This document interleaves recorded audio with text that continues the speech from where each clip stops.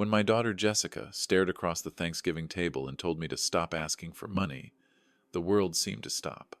Her words, sharp as shattered glass, cut through the festive noise. For years, I had been quietly paying off her $30,000 credit card debt, a secret I kept to protect her.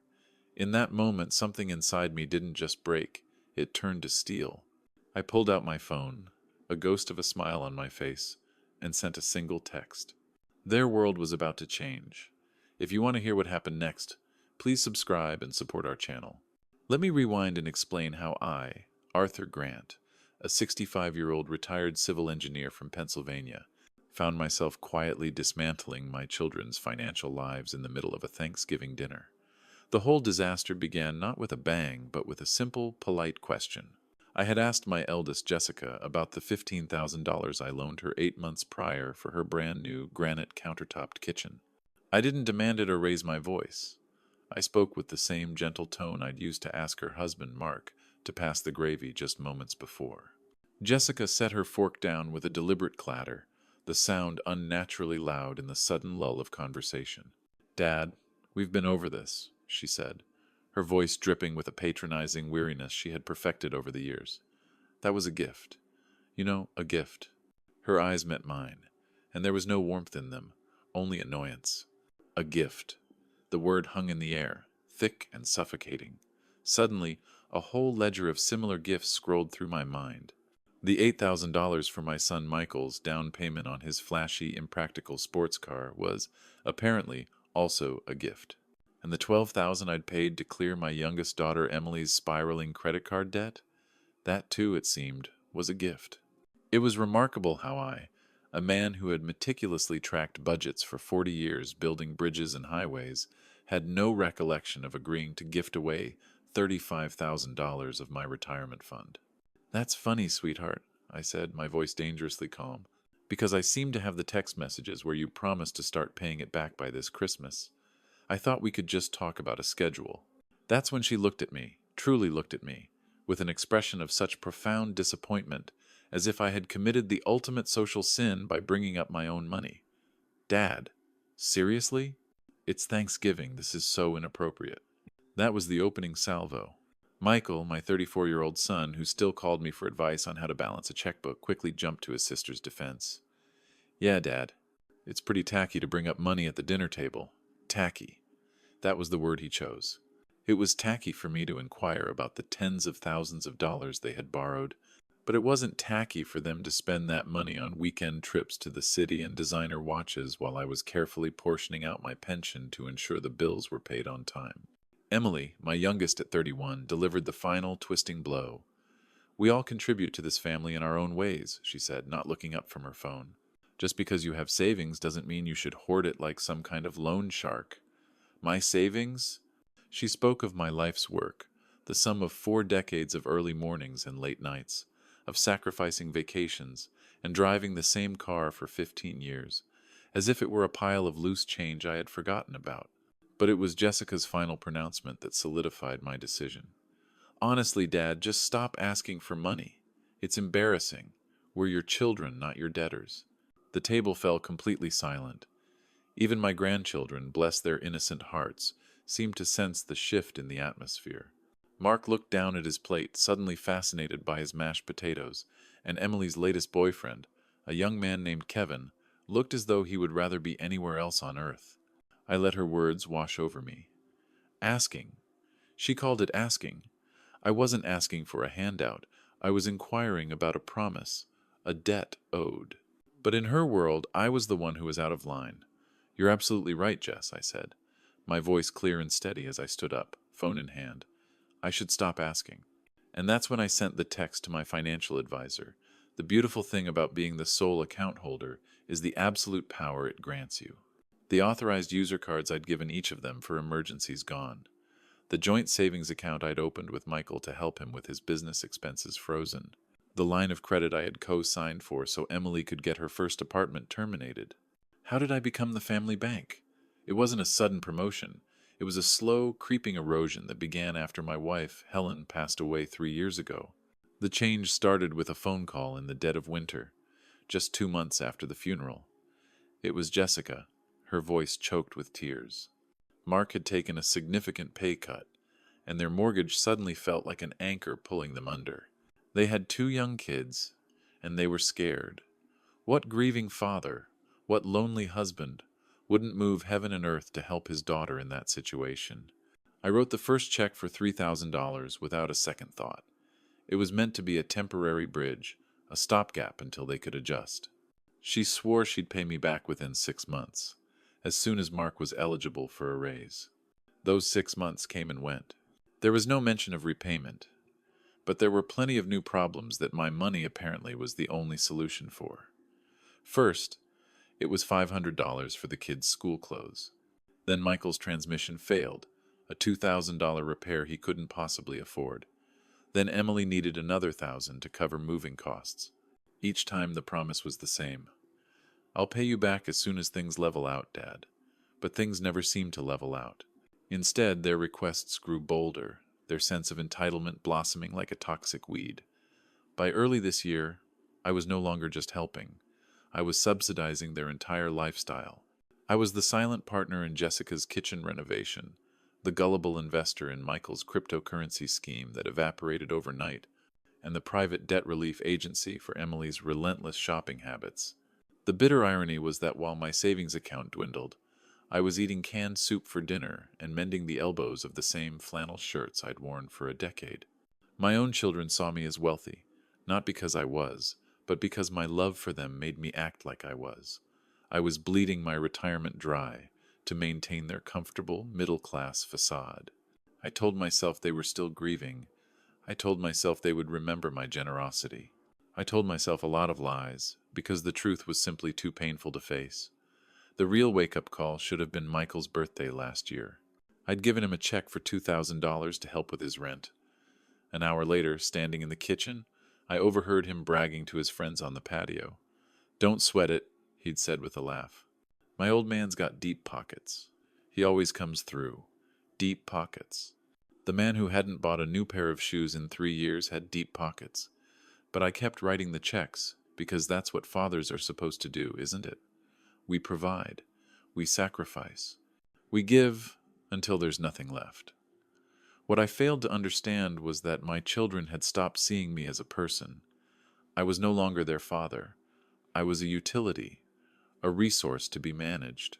And they had become incredibly comfortable making endless withdrawals, with no intention of ever making a deposit. The Thanksgiving dinner wasn't the cause.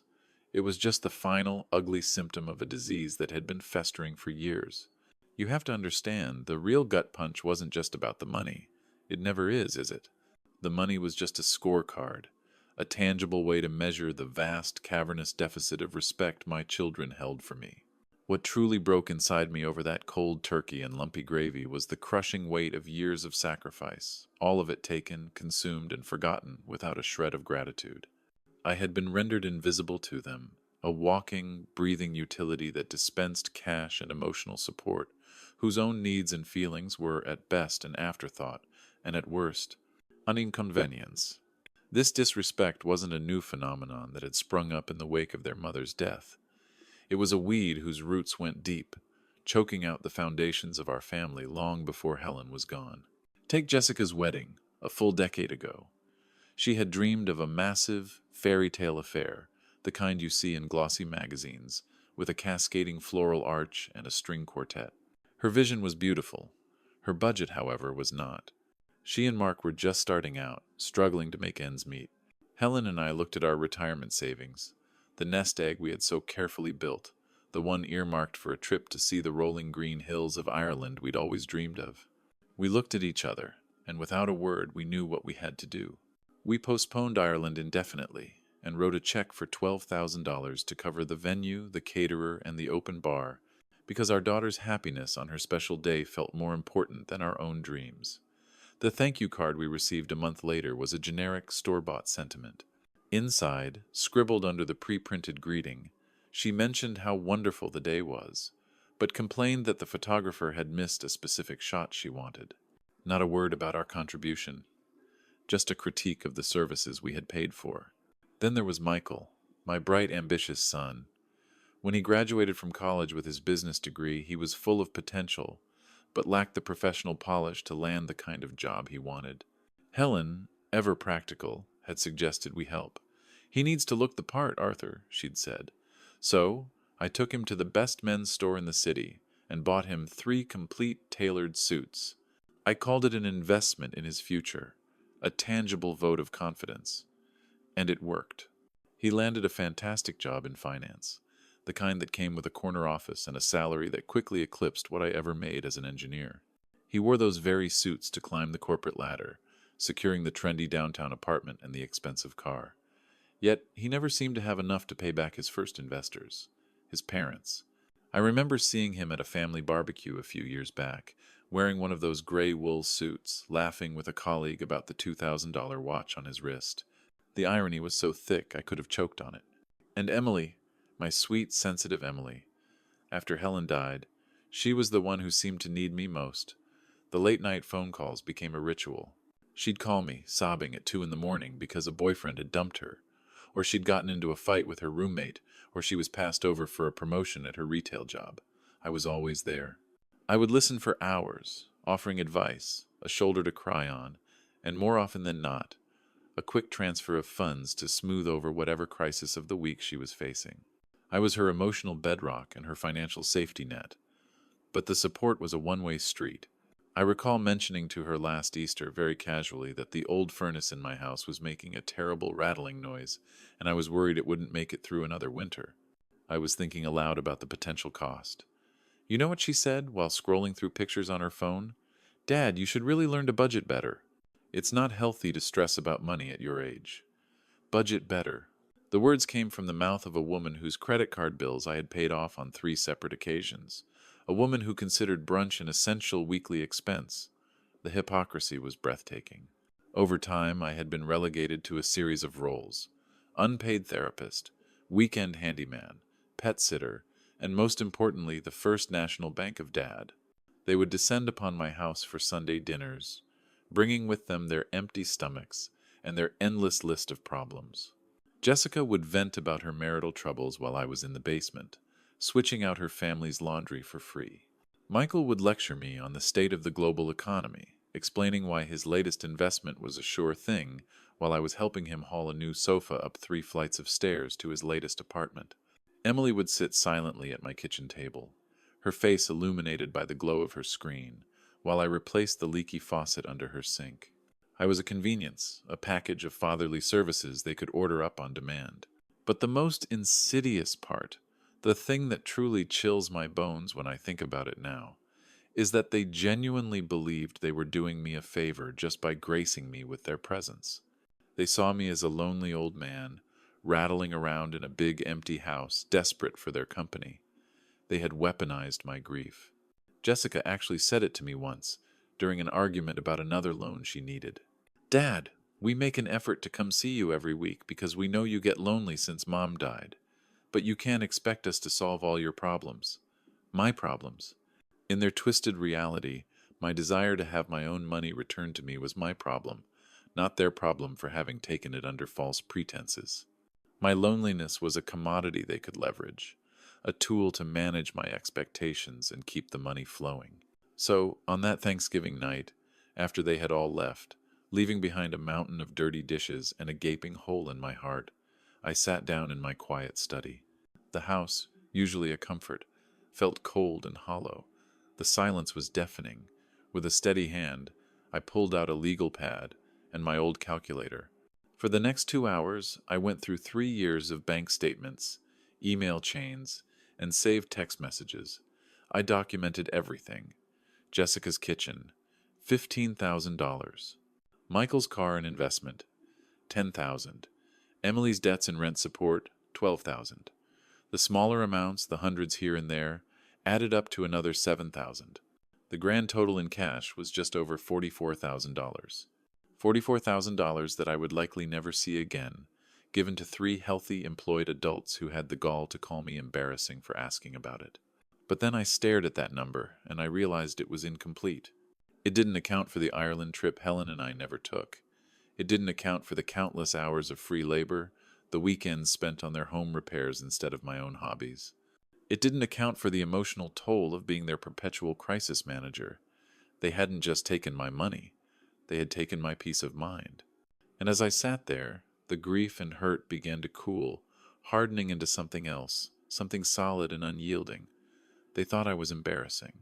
Well, I thought, switching off the lamp, they were about to learn the true definition of the word.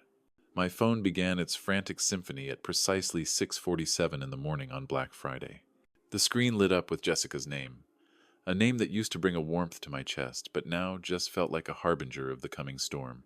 I was in the kitchen, grinding fresh coffee beans, a small luxury I hadn't allowed myself in months. The rich, dark aroma filled the quiet house, a stark contrast to the bitter taste that had lingered since yesterday's dinner. I let the call go to voicemail. Why rush? For the first time in 3 years, I felt like I was in control of my own time. I had nowhere to be, no one to answer to. I poured the hot water over the grounds, watching the slow, deliberate bloom. It was a simple act, but it felt like a reclamation. By 7:30, the missed calls had multiplied to 15, accompanied by a cascade of text messages that were so tragically predictable I might have laughed if the situation weren't so deeply sad. The first was from Jessica. Dad, my card was declined at the mall. There has to be a mistake. Call me. This was followed by a series of increasingly agitated messages. Dad, seriously, something is wrong with the bank. Call me now. And finally, answer your phone. This is an emergency. I took a sip of my coffee, the heat a comforting presence in my hands. I moved on to Michael's messages. His were less panicked and more accusatory. Dad, what the hell did you do? My card isn't working and the joint account is frozen. Did you do this? Such a perceptive boy, my Michael. It only took him a few hours to connect the dots and realize the bank wasn't playing anymore. But Emily's text was by far my favorite. It was a masterpiece of self-righteous indignation. Dad, this is really mature. Are you actually going to ruin our credit scores over one little family disagreement? A family disagreement. That was the sterile, clinical term she used for years of systematic financial exploitation. The delusion was almost impressive. I made myself a proper breakfast for the first time in what felt like an eternity. 3 scrambled eggs with sharp cheddar, a side of fresh melon, and a tall glass of orange juice, the kind that wasn't made from a frozen concentrate I'd bought on sale. As I ate, I did the crossword puzzle from the morning paper, feeling a sense of peace settle over me.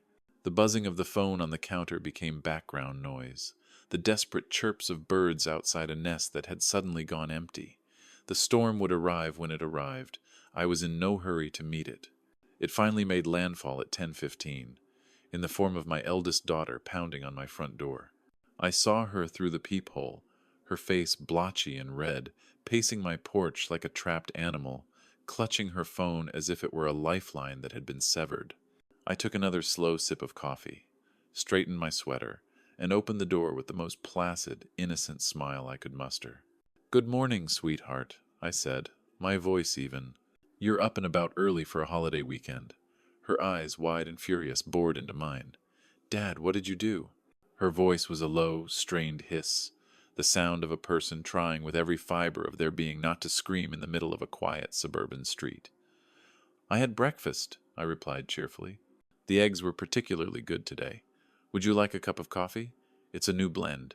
She stared at me, her jaw slack with disbelief. "This isn't a joke. Our cards aren't working." Mark had to abandon a whole shopping cart at the grocery store. The kids are in the car asking why Daddy can't buy their Christmas presents. Ah, the children. Of course, the children would be the first line of defense, the miniature human shields she would deploy when all else failed. It was a tactic as old as time, and one I was now completely immune to. "Have you tried paying with your own money?" The question was simple, direct, and it landed with the force of a physical blow. Her face went from red to a pale, mottled white. "What do you mean, our own money? You gave us access to those accounts. You told us to use them." Her voice was rising, cracking with a desperation that was entirely of her own making. "I gave you emergency access to my accounts, Jessica," I corrected her gently, my tone remaining perfectly level, for true emergencies. A major car repair, a medical bill, not for funding a lifestyle you can't afford while you conveniently forget about the tens of thousands of dollars in debts you owe me. She recoiled as if I'd slapped her. Those were gifts, Dad. You said they were gifts.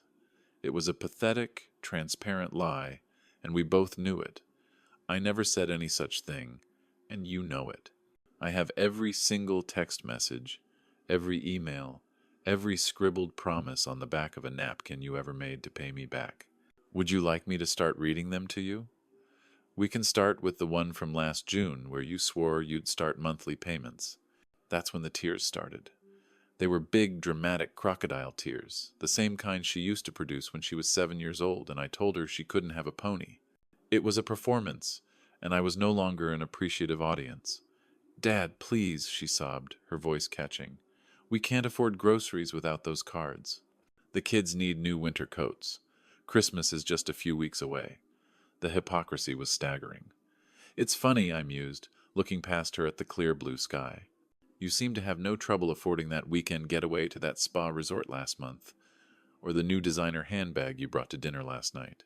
But suddenly, you can't afford to buy food for your own children. She had no answer for that, because there was no answer. There was only the ugly, undeniable truth of her own financial irresponsibility. My patience, a well that had seemed infinitely deep for years, had finally run dry. I want you to leave, Jessica, I said, and my voice was no longer gentle. It was as hard and unyielding as the granite countertops I had paid for in her kitchen. You can't be serious, she whispered, the tears stopping as raw shock took over. Oh, I am completely serious. When you are ready to have a mature, adult conversation about creating a legally binding plan to pay back every single dollar you borrowed from me, you may call my phone. You will not text. You will not show up unannounced. You will call and schedule an appointment, like any other person conducting a business transaction. Until then, stay off my property. She stood there for a long moment, simply staring at me as if I were a stranger. And in a way, I was. The endlessly accommodating, endlessly forgiving father she had known was gone. In his place stood a creditor. Without another word, she turned and walked back to her car, her shoulders slumped in defeat. After I closed the door, a profound silence filled the house. It wasn't the lonely silence of grief I had grown so accustomed to. It was a silence of peace, of rightness. The storm had come, and I had not bent. I had not broken. I walked into the garage, a space I hadn't spent much time in since Helen passed. Her old gardening tools hung neatly on the wall, and my woodworking bench was covered in a thick layer of dust. I picked up an old, half-finished project, a small, intricately carved wooden box I had started for her birthday years ago and never completed. I wiped the dust from the smooth, cool wood with the palm of my hand.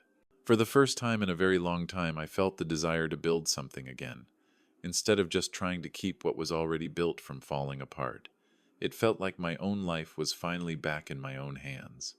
The idea for a family intervention, as they later called it, was undoubtedly Michael's. He was the strategist, the one who believed any problem could be solved if you just framed it correctly. He called me on Sunday evening, his voice a carefully modulated blend of reason and concern, a tone I recognized instantly as the one he used to explain a poor quarterly report to his superiors. Dad, we need to talk, he began, forgoing any real pleasantries. We need to sit down and work this out like adults. This whole situation has gone too far. His use of the word adults was a nice touch, a subtle implication that my recent actions had been childish. I agreed to meet them at Jessica's house on Tuesday evening. I didn't agree because I was reconsidering my position, or because I felt a pang of guilt. I agreed because I was possessed by a cold, morbid curiosity. They had tried anger, tears, and manipulation individually. I was genuinely interested to see what kind of coordinated strategy my 3 ungrateful children could possibly cook up together. I took my time getting ready on Tuesday. I showered, shaved, and put on my best navy blue suit, the one I had bought with Helen for our 30th anniversary. I knotted my tie with deliberate precision, the silk smooth under my fingers. If they wanted to stage a tribunal, I would at least look the part of a dignified man, a man of substance and seriousness. I was determined not to be the grieving, broken father they had painted me as in their minds. As I drove to Jessica's house, the house with the brand-new kitchen, financed by my retirement fund, I felt a strange sense of detachment. like a sociologist about to observe a particularly dysfunctional tribe in its native habitat. I was no longer an active participant in the family drama. I was a spectator, and I had the best seat in the house. They were all there just as I expected. Jessica and her husband Mark were on the sofa. Michael and his girlfriend, a woman named Chloe who always looked vaguely terrified, sat in the armchairs. Emily was curled up on the love seat with her boyfriend of the month. They had arranged the furniture so that a single empty chair sat in the middle of the room facing them all. It was an interrogation room, and I was the guest of honor. I walked in, nodded a polite greeting to everyone, and sat down in the designated chair, placing my hands calmly on my knees. The silence was thick with unspoken accusations. Jessica, having been elected the spokesperson for the prosecution, cleared her throat. "Dad," she began, her hands clasped tightly in her lap, "we've all been talking, and we're really worried about you. We think you might be having some kind of emotional breakdown." I almost laughed. It was so perfectly, predictably absurd. My decision to hold them accountable for their financial obligations was not a sign of my irresponsibility, but a symptom of my mental instability. It was a brilliant strategy, really. If they could convince themselves I was unwell, then nothing I did was valid. It was all just the sad rambling of a grieving old man. Michael, ever the supportive second-in-command, chimed in. "This just isn't like you, Dad. You've always been so generous, so understanding." Understanding. Yes, I had been very understanding as they systematically drained my life savings.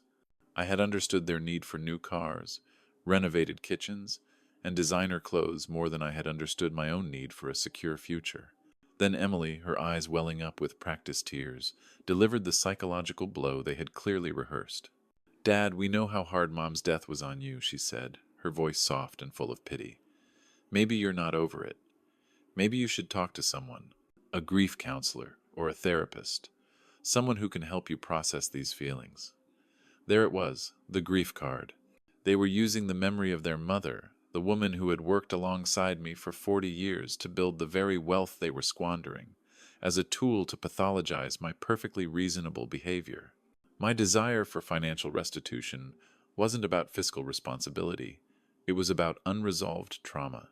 They had successfully recast themselves as the concerned children and me as the unstable patient. I let the silence hang in the room for a moment, looking at each of their faces in turn. I saw no genuine concern there, only a desperate collective hope that their strategy would work. "So, let me see if I understand this correctly," I said, my voice pleasant and conversational. "You think I am having a mental breakdown because I would like you to honor the financial promises you made to me?" Jessica shifted uncomfortably. "Dad, those weren't debts, they were help. Family helps family. You helped us when we needed it, and someday, when you need it, we'll be there to help you." The hypocrisy of that statement was so profound it was almost beautiful. "When?" I asked, still smiling. "When exactly will that magical someday arrive? Because I seem to recall you were supposed to start helping me by paying me back months ago. My math might be a little rusty, but I've been waiting quite a while for that day to come." Mark, bless his cowardly heart, decided to play the role of mediator. "Mr. Grant, maybe we could all just calm down and work out some kind of payment plan, something reasonable that works for everyone." I turned my attention to him. "An excellent idea, Mark. You mean like the payment plan Jessica and I agreed upon last spring? The one where she was going to pay me $500 a month, starting this past June? Because unless I'm mistaken, that would mean she is currently $3,000 in arrears on that specific promise. Is that the plan you're referring to?" The room went completely, utterly silent. Jessica's face was a mask of crimson shame. I then turned my gaze to my son. "Or perhaps we could follow your plan, Michael. The one where you were going to pay me back the $8,000 for your car with your tax refund. That was 18 months ago. Did you forget to file your taxes, Michael? Or did you just forget that you owed me money?" He stared down at his hands, unable to meet my eyes. His girlfriend looked like she wanted the floor to swallow her whole. Finally, I looked at my youngest. "And Emily, darling, I haven't forgotten about your plan. You were going to pay me back the $12,000 for your credit card debt as soon as you got your promotion at the department store." Her face crumpled. the fake tears replaced by real ones of humiliation. "Dad, stop," she whispered. "The promotion you received 10 months ago," I continued, my voice relentless. "The one you celebrated with a weekend shopping spree, which you documented so thoroughly for everyone to see?" I stood up then, smoothing the front of my suit jacket. The balance of power in the room had shifted so completely, it was almost a physical force. They were no longer a tribunal. They were 3 chastened children sitting before their father. "Here is my payment plan," I announced to the silent room. "You have 60 days. 60. You will provide me with a formal, legally binding document outlining how you intend to repay every single penny you have borrowed. It will include a detailed schedule, interest, and penalties for default. If I do not have a plan that I find acceptable within 60 days, I will be retaining a lawyer to explore all of my legal options." The silence was deafening, broken only by a choked sob from Emily. Jessica stared at me, her eyes wide with disbelief. "You can't," she whispered, her voice hoarse. "You can't sue your own children." I walked to the door, pausing with my hand on the knob. I turned back to look at the ruins of their grand intervention, at the faces of the 3 people I had given everything to. I smiled, a cold, thin smile that held no warmth at all. "Watch me." Thursday morning brought the first crack in their united front. The doorbell rang at 8 o'clock sharp. It was Emily, standing on my porch looking small and lost, clutching a wrinkled white envelope in her hands. She had dark circles under her eyes and looked as though she hadn't slept since the disastrous intervention. "Dad," she said, her voice barely a whisper, "I wanted to bring you this. It's all I have right now from my checking and savings. I'm trying to make this right." I took the envelope from her. Inside was $200 in crumpled $20 bills. $200. She owed me over $12,000, and she thought this pathetic token gesture was going to fix the chasm that had opened between us.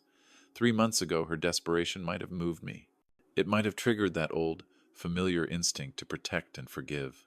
But that man was gone, replaced by someone who had learned the hard way that forgiveness without accountability is just another word for enablement.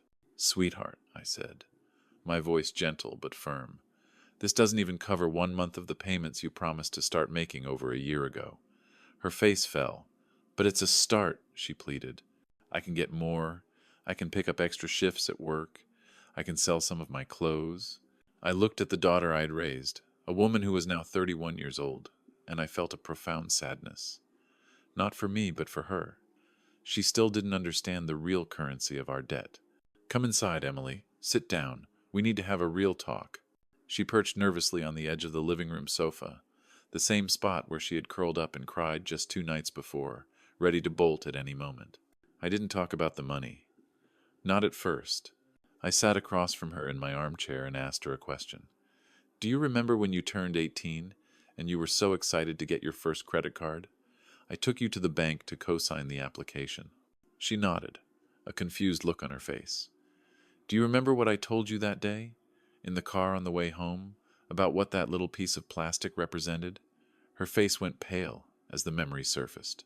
"You said that borrowing money creates an obligation," she recited quietly, "and that obligations have to be honored, no matter what."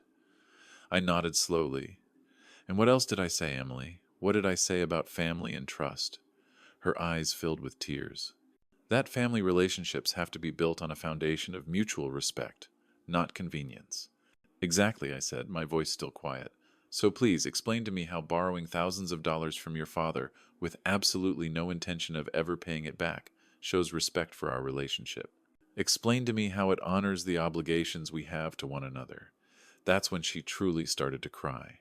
Not the calculated, manipulative tears from the intervention, but the raw, ugly sobs of someone who has been caught. "I didn't mean for it to get like this," she wept. "I always planned to pay you back, I swear. But then, other things just kept coming up, and you never seemed to miss the money anyway. You kept offering to help, so I just thought—" She trailed off, unable to finish the sentence. "You thought that because I was willing to help, it meant my money had no value?" I finished for her. "You thought my generosity was a sign that you were absolved of your responsibility?" She couldn't answer. She just wiped her nose on the sleeve of her sweater, a gesture that reminded me so painfully of when she was a little girl. "Dad, I know I messed up," she said. "I really do. But cutting us all off like this, it's not going to fix anything." That's when I knew the time for gentle lessons was over. I stood up and walked to the old oak desk in the corner of the room, the desk where I had paid bills and managed our family's finances for 40 years. I pulled out a thick manila folder and placed it on the coffee table in front of her. "On Tuesday afternoon," I said, my voice now devoid of any warmth, "I finally went through 18 months of bank and credit card statements that had been piling up. After Helen died, there was a mix-up with the mail forwarding, and some of my statements were going to an old P.O. box. I didn't see them regularly, but I see them now." I opened the folder. Inside were pages and pages of credit card bills, with dozens of charges highlighted in yellow. Her face, which had been pale, now seemed to turn a sickly shade of green. "Emily," I said, looking her directly in the eye, "you have been using a credit card of mine, one you were meant to have destroyed years ago, for unauthorized purchases." She shook her head, her eyes wide with panic. "No, I was going to tell you about that." "When?" I pressed. "When were you going to tell me that you've been using my card number for gas, for restaurants, for online shopping sprees, for concert tickets, for over a year? When were you going to tell me you'd stolen over $2,000 from me?" Her voice was a desperate squeak. "I needed those things. Dad, my job doesn't pay enough, and rent is so expensive, and so you decided to supplement your income by stealing from your grieving father?" I snapped, my control finally breaking for a split second. "It wasn't stealing," she cried out, her voice rising in a panic. "I'm your daughter."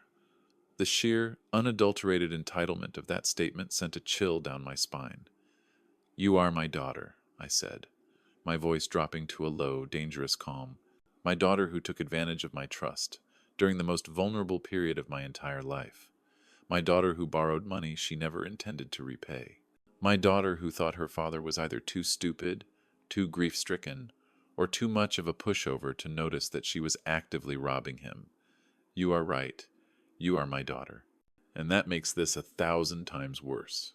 I tapped the folder. "I have made an appointment to speak with a lawyer next week, Emily. What you have done is not just a family matter anymore. Using someone's credit card without their permission has a name. It's called fraud, and it's a crime, whether you're a stranger or a daughter." The color drained completely from her face. She looked like she was going to be sick. "You wouldn't press charges," she stammered. I leaned forward, my eyes locked on hers. "Try me," I said softly. For the first time in her adult life, my daughter was completely and utterly speechless. "Here is what is going to happen," I continued, standing up and walking to the door.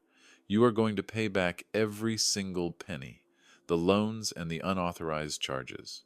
You have 57 days left to come up with a payment plan that I approve of.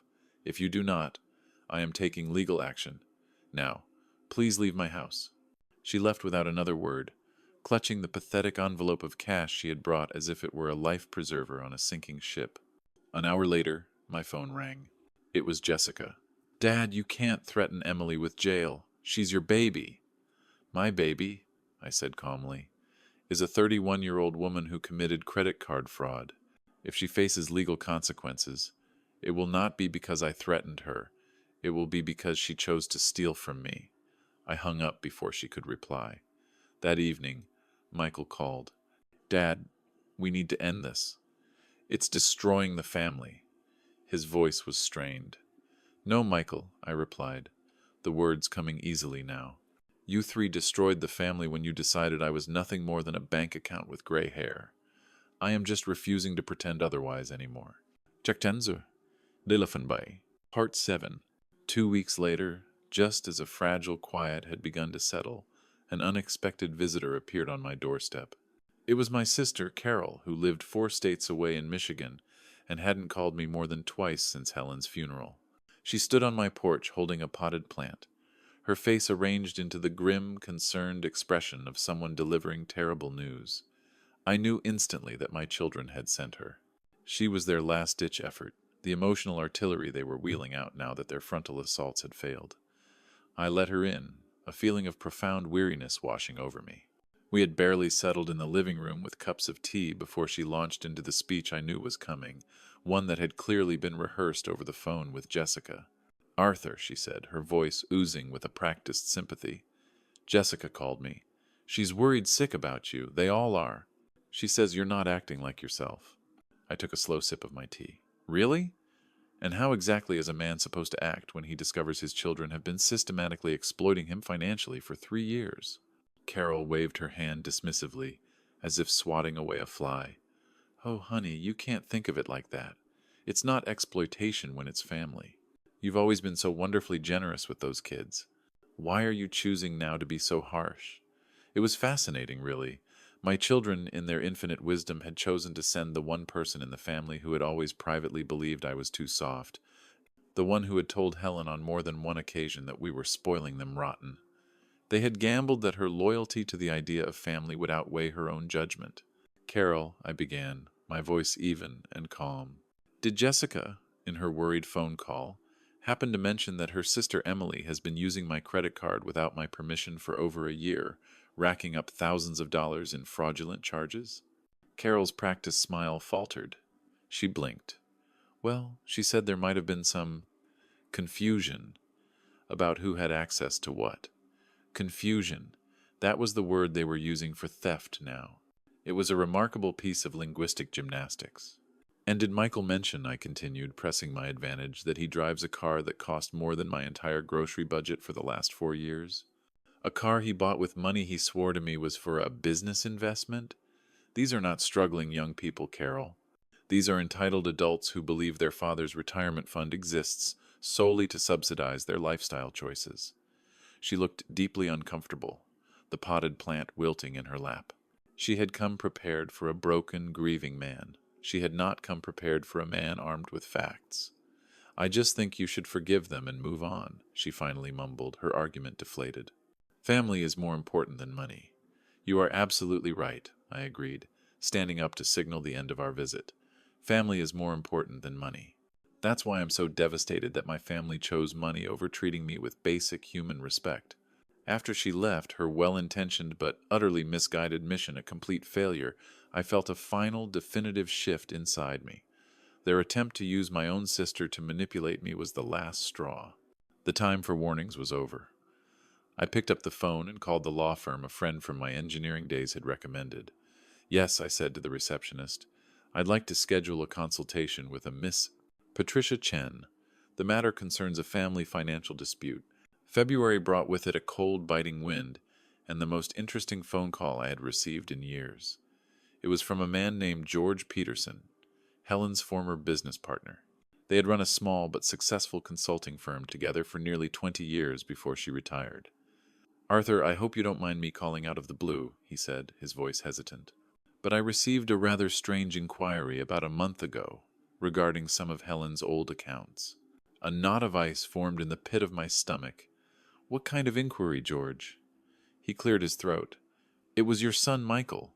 He called asking about old business records, specifically wondering if there were any assets that might have been overlooked when the estate was settled."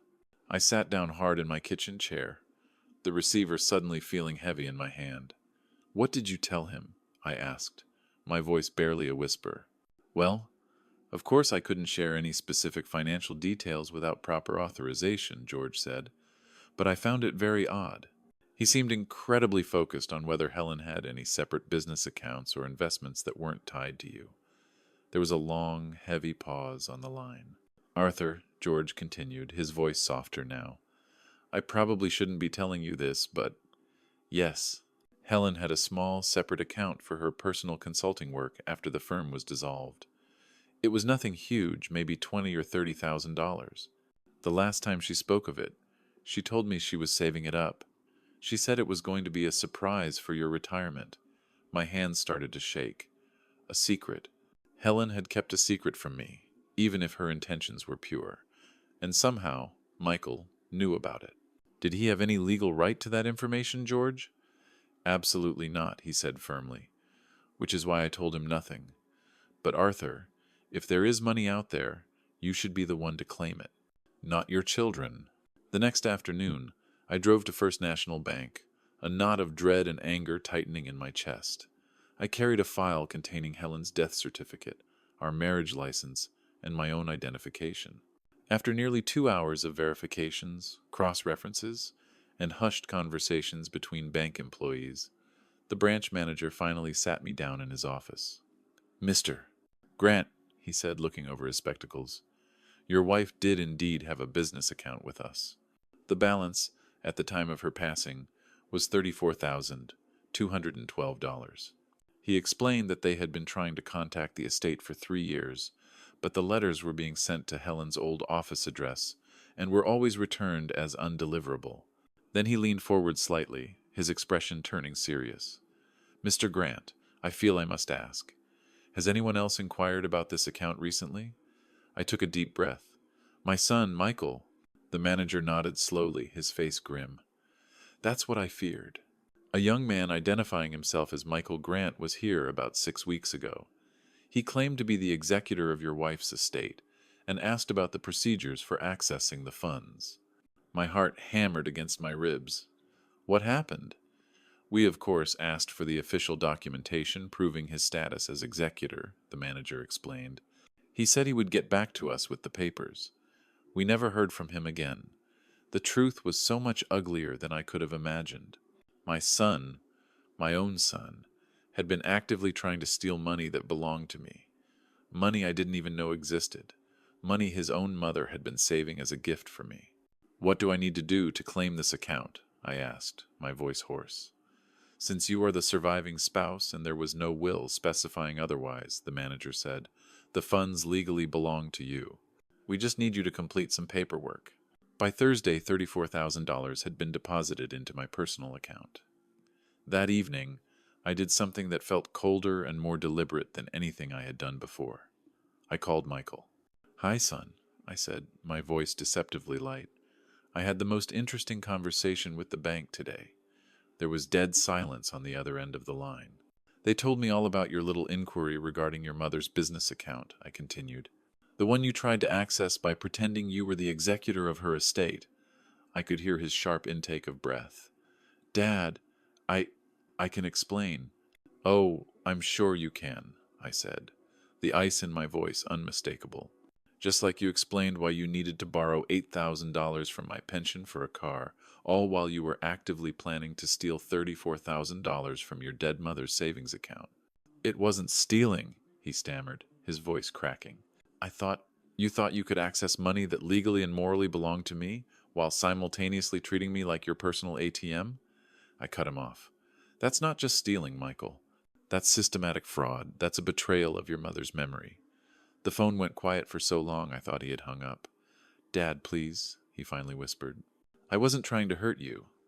"No," I replied, my voice flat and dead. "You were just trying to rob me. There's a difference." I hung up the phone and poured myself a drink. Tomorrow, I had an appointment with my lawyer. I had a new item to add to the agenda.